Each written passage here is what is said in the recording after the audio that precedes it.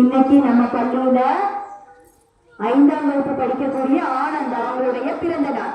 எல்லாரும் பிறந்த நாள் வாழ்த்து பாடல் பாடலாமா?